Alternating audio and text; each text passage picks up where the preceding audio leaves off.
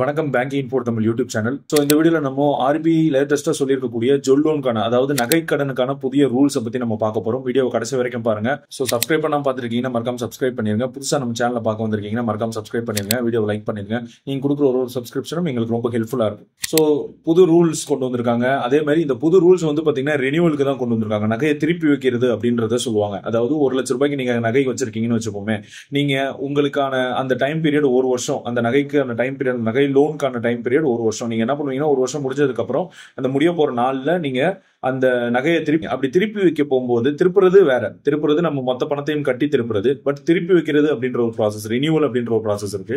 அதுக்கு வந்து என்ன பண்ணுவீங்கன்னா, அந்த ₹1,00,000 ஒரு ₹1,000 எக்ஸாம்பிள் ஒரு ₹1,000 கடன் வட்டி வந்திருக்கு அப்படின்றத வச்சுப்போம். நீங்க வந்து திருப்பி வைக்க போகும்போது என்ன பண்ணுவீங்கன்னா, அந்த ₹1,000 மட்டும் கட்டிட்டு நகையை வந்து திருப்பி வச்சுட்டு வருவாங்க. இதுதான் வந்து ப்ராசஸா இருந்திருக்கும்.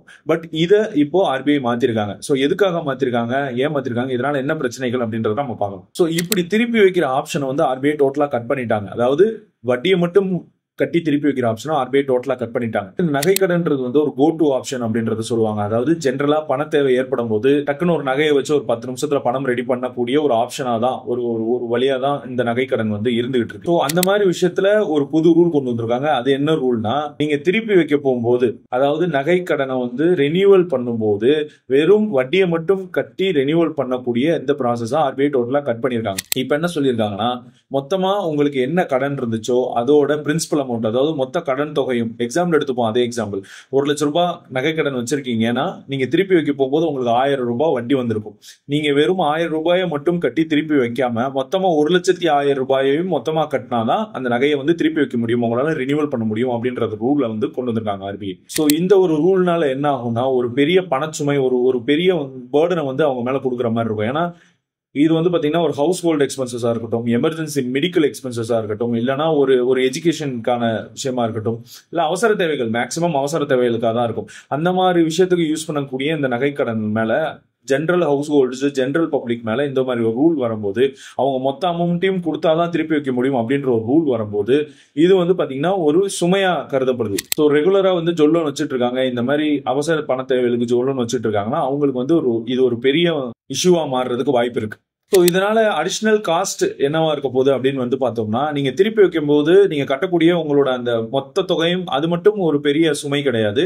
இதனால அடிஷனல் காஸ்ட்டும் வரும். ஏன்னா நீங்க திருப்பி வைக்கும் போது மறுபடியும் பேங்க் என்ன பண்ணுவாங்கன்னா, அந்த ஜுவல் லோனை வந்து செக் பண்ணுவாங்க, அதோட பியூரிட்டி செக் பண்ணுவாங்க. அது வந்து உண்மையான கோல்டு செயினா இல்லைன்னா கவரிங்கா அப்படின்றத அந்த பியூரிட்டி செக் பண்றது, அந்த அந்த அந்த குவாலிட்டி செக் பண்றதெல்லாம் திருப்பி ரன் பண்ணுவாங்க. ஸோ அப்படி திருப்பி ரன் பண்ணும் போது அந்த குவாலிட்டி செக் ரன் பண்றதுக்கான காஸ்ட் இருக்குல்ல, அப்ரைசர் ஃபீஸ்ன்னு சொல்லுவாங்க. எல்லா பேங்க்லயும் வந்து எல்லா பிரான்ச்லயும் ஒரு அப்ரைசர் இருப்பார். ஸோ அந்த அப்ரைசருக்கான ஃபீஸை நீங்க திருப்பி கொடுக்குற மாதிரி இருக்கும். ஸோ இது வந்து ஒரு எக்ஸ்ட்ரா காஸ்ட் மாதிரி ஆயிருது. ஸோ இது மட்டும் இல்லாம அந்த லோன் அவங்க திருப்பி மறுபடியும் புது லோனா போட்டு தான் கொடுக்கணும். ஸோ அப்படி திருப்பி புது லோனா போட்டு கொடுக்கும்போது அந்த ப்ராசஸிங்கான அந்த ப்ராசஸிங் ஃபீஸும் வந்து நீங்க கொடுக்குற மாதிரி இருக்கும். So extra cost, extra purity check cost, extra quality check cost, அதே மாதிரி எக்ஸ்ட்ரா ப்ராசஸிங் ஃபீஸுக்கும் எக்ஸ்ட்ரா செலவு. புது லோன் வைக்கணும் அப்படின்ற ஒரு ப்ராசஸ் தான் இது. மொத்தமாவே திருப்பி வைக்கிறதுனா பழைய லோன் அப்படியே வைக்கிறது கிடையாது, புது லோன்.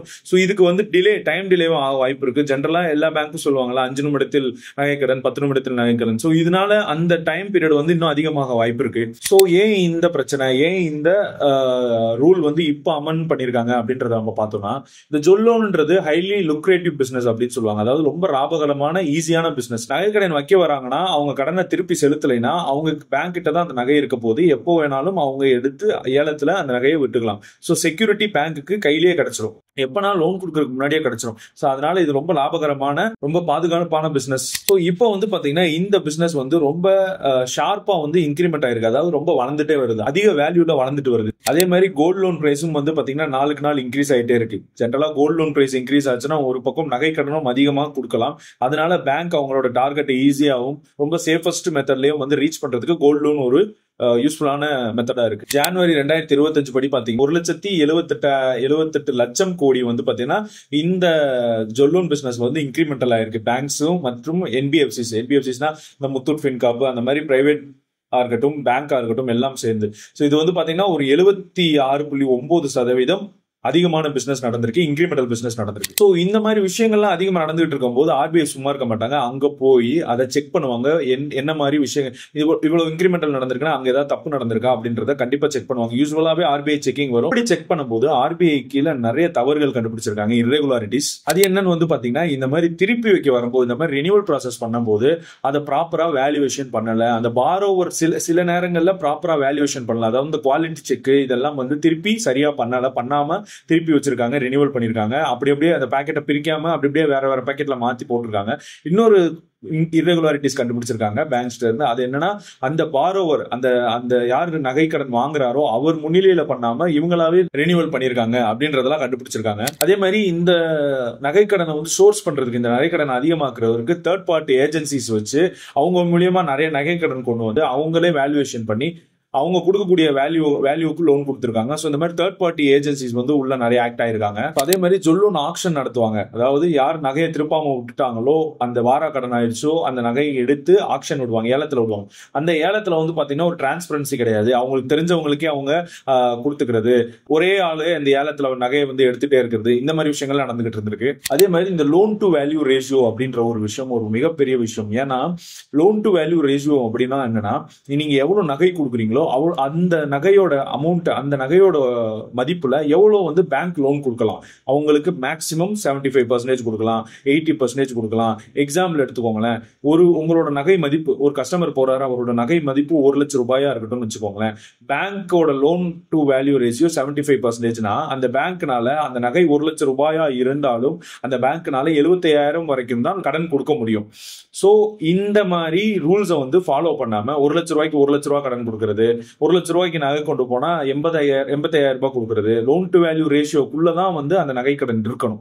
அப்படி இல்லாம நிறைய இர்ரெகுலாரிட்டிஸ் கண்டுபிடிச்சிருக்காங்க. சோ இதை அட்ரஸ் பண்றதுக்கு தான் ஆர்பிஐ வந்து பாத்தீங்கன்னா பாலிசி எல்லாம் ரொம்ப ஸ்ட்ரிக்ட் பண்ணிருக்காங்க. ஸ்ட்ரிக்ட் பண்ணி நிறைய கண்ட்ரோல் கொண்டு வரணும், இந்த டிரான்ஸ்பரன்சி இருக்கணும் அப்படின்றத இந்த புது ரூல்ஸ் மூலியமா கொண்டு வந்திருக்காங்க. சோ இதுக்கு வந்து பாரோவர்ஸ் மத்தியில என்ன ஒரு ரியாக்ஷன் இருக்கு, அதாவது நகை கடன் வைக்க வராங்களா அவங்க மத்தியில என்ன ரியாக்ஷன் இருக்குன்னா, இது ஒரு டிஃபிகல்ட்டான விஷயம் இதை மேனேஜ் பண்றது. ஏன்னா இன்ட்ரெஸ்ட் மட்டும் கட்டிட்டு, வட்டி மட்டும் கட்டிட்டு திருப்பி வச்சுக்கிட்டு இருந்த இடத்துல நான் வந்து மொத்த அமௌண்ட்டையும் கட்டணும் அப்படின்றது வந்து பாத்தீங்கன்னா ஒரு பெரிய டிஃபிகல்ட்டி. ஏன்னா இந்த ஜொல்லோன்ன்றது ஒரு ரிலையபிள் சோர்ஸ் ஆஃப் ஃபண்ட்ஸ். நான் முன்னாடி சொன்ன மாதிரி பணம் எப்ப தேவைப்படுதோ அவசர தேவைக்கு யூஸ் பண்ணக்கூடியது அந்த ஜொல்லோன். மேக்சிமம் ஒரு 70% மக்கள் வந்து 75% ஆஃப் மக்கள் வந்து இந்த ஜொல்லோனை வெறும் அவசிய தேவைக்கு, அத்தியாவசிய தேவைக்கு, ஒரு மெடிக்கல் எக்ஸ்பென்சஸ்க்கு தான் இதை யூஸ் பண்றாங்க. ஸோ அவங்களுக்குலாம் வந்து இது ரொம்ப கஷ்டமா இருக்கும்.